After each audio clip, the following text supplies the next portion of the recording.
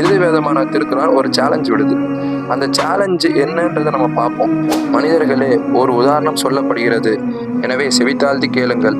நிச்சயமாக அல்லாவை அன்றி வேறு எவர்களை நீங்கள் பிரார்த்திக்கின்றீர்களோ அவர்களெல்லாம் ஒன்று சேர்ந்தாலும் ஒரு ஈயை கூட படைக்க முடியாது. இறைவன் சொல்றான், ஒரு ஈயை கூட நீங்க எல்லாரும் சேர்ந்தாலும் ஒரு ஈயை கூட படைக்க முடியாதுன்றான். இன்னைக்கு அறிவியல் வளர்ந்துருக்கக்கூடிய குளோனிங் எடுத்துக்குவோம், இல்லை இந்த ஃபர்டிலைசேஷன் பண்ணக்கூடிய இன்வைவோ ஃபர்டிலைசேஷன் பண்ணக்கூடிய அறிவியல் சாதனங்களை எடுத்துப்போம். நாங்கள்லாம் ஒரு குளோன் பண்ணி ஒரு உருவத்தை ஒரு உயிரினத்தை கொண்டு வந்துடுறோம்.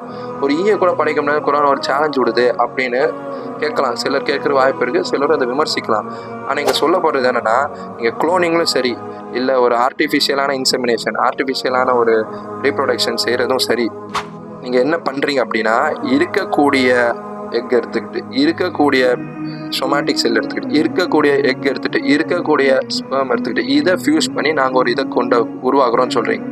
ஆனால் இதை நீங்கள் செய்யணும்னு அவசியம் இல்லை, அந்த ஈயை கூட செஞ்சுட்டு போயிடும்.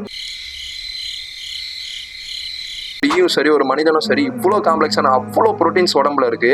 அத்தனையும் ப்ரோக்ராம் பண்ண உங்களால் முடியுமா? ஒவ்வொரு ப்ரோட்டீனும் ஒரு டிஎன்ஏ செக்ல இருந்துகிட்டே இருக்கு.